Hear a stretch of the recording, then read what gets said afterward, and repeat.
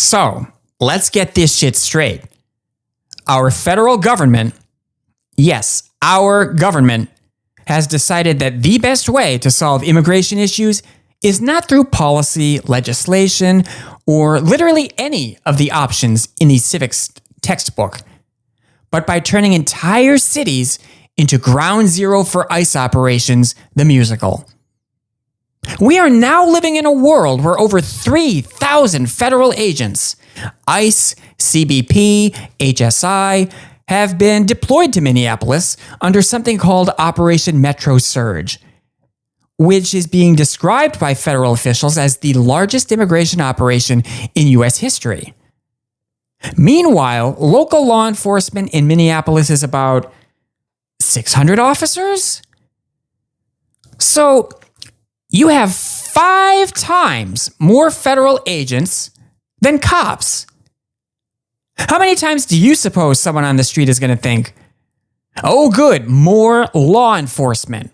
That'll fix everything. Probably the same number of times someone looks at a porcupine and thinks, maybe I'll hug it. And why all the boots on the ground? According to the administration, it's because we're facing a crisis of welfare fraud and violent crime, especially in immigrant communities. They claim they're going after the worst of the worst: murderers, child predators, gang members, that sort of thing. And sure, when ICE arrests someone who has been legitimately convicted of heinous crimes, that's law enforcement doing its job. Nobody's disagreeing with that. I know I'm not. But does anybody in this room actually think the Wall Street Journal editorial board is endorsing riot gear? Because that's what it looks like when you bring 3,000 agents into one city. Even DHS Secretary Kristi Noem doubled down on this, accusing local leaders of protecting criminals while announcing more than 10,000 arrests. But then she immediately contradicted herself when video evidence showed pepper spray being used against peaceful protesters, something federal judges had explicitly barred. So let's talk about the contradictions, because this is where it gets good.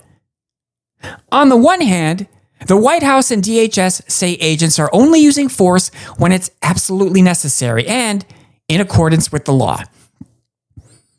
But on the other, federal agents were seen pepper spraying crowds, then saying they didn't do it, and then backtracking when the video came out showing that they did do it. It's like the plot of a daytime soap opera, except the victims are real, and the stakes are also fucking real as shit.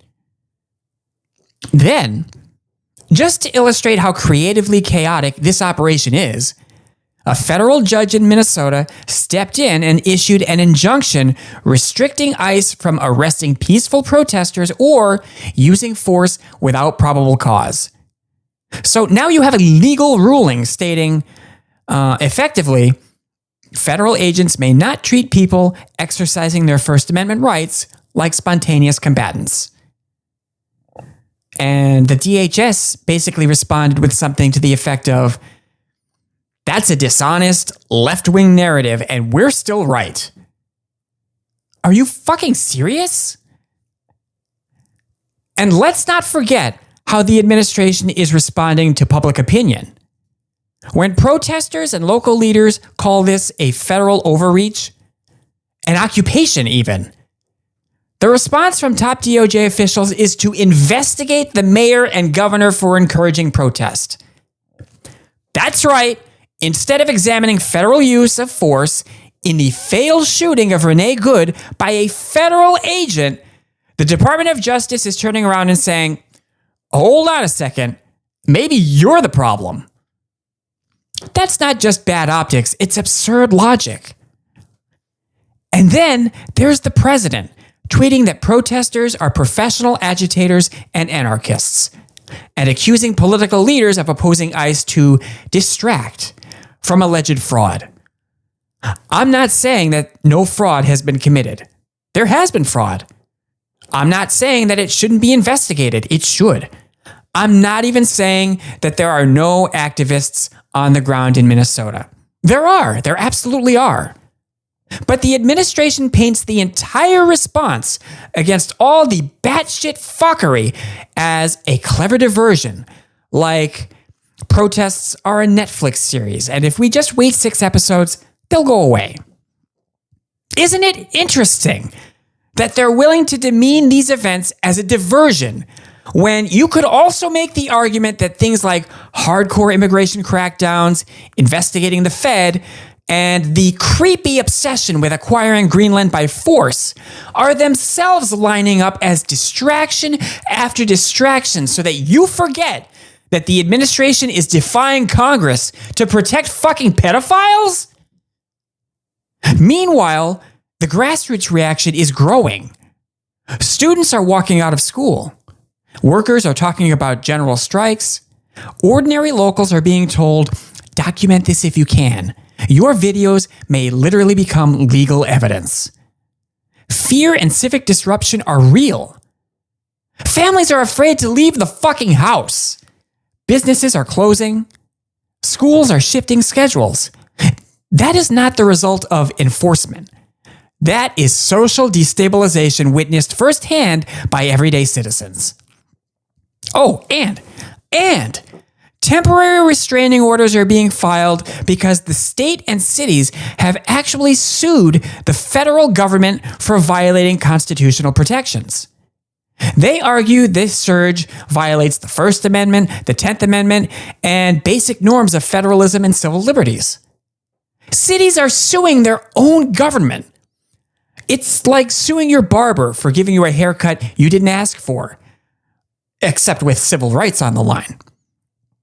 And at the very center of this storm is that one tragic reality. Renee Nicole Good, a 37-year-old mother of 3.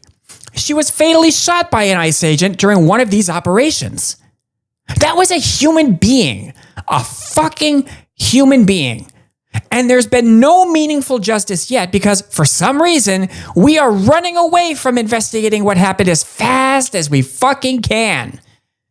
Given that this is not the first deadly shooting by immigration agents this administration has seen, it's reasonable to ask, are we escalating enforcement or are we escalating harm?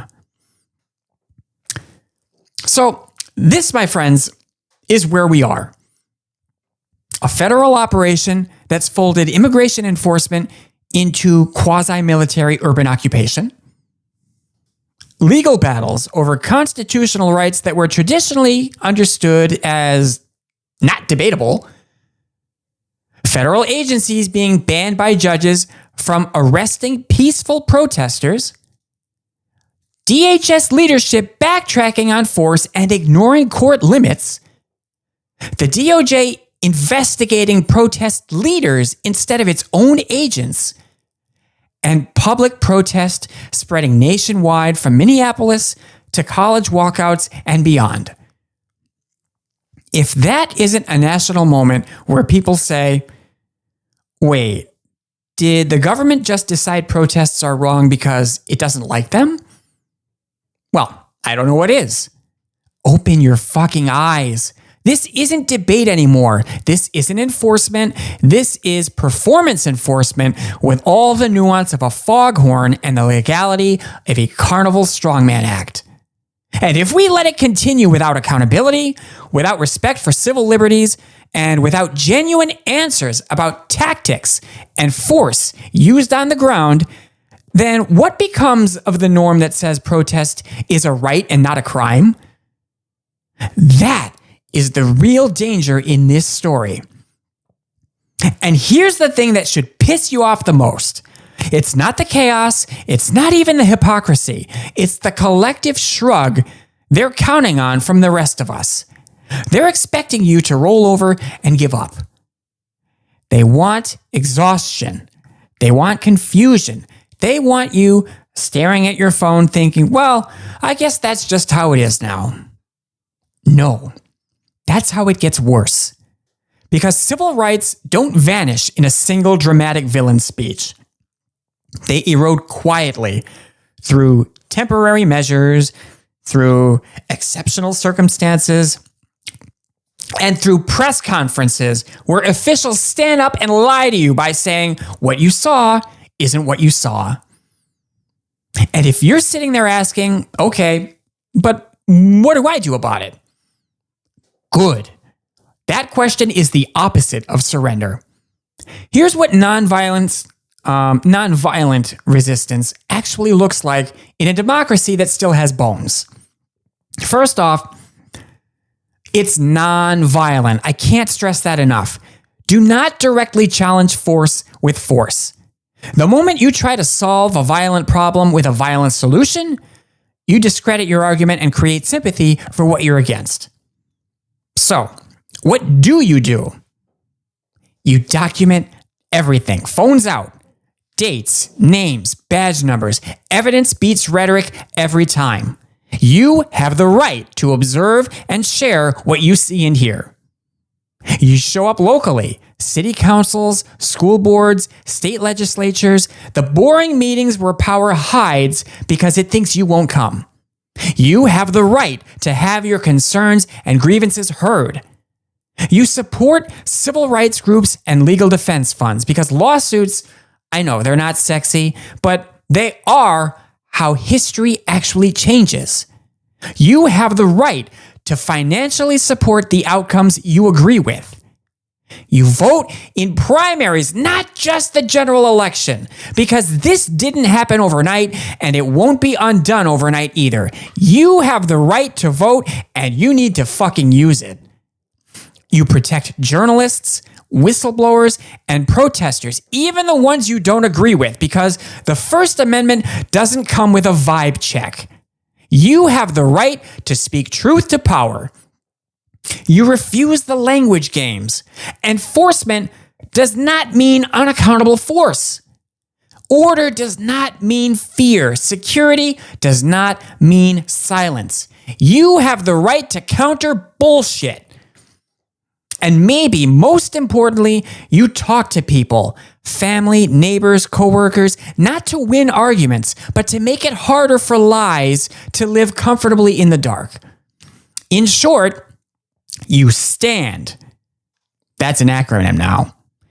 Stand up, track abusers, amplify truth, nonviolence always, demand accountability. You don't burn things down. You stand where you are and make it impossible to ignore you. Because anger is not the problem. Anger is the fuel. The danger is when anger turns into apathy or when power convinces you that caring is naive. It's not. What's naive is thinking a government that punishes protest today will protect it tomorrow. What's naive is believing rights only disappear for other people. What's naive is assuming someone else will stop this for you. Democracy doesn't die screaming. It dies while everyone's busy scrolling. So, stay loud, stay lawful, stay human. Because the moment we decide that dignity is optional, it becomes disposable. And history has already shown us how that story ends.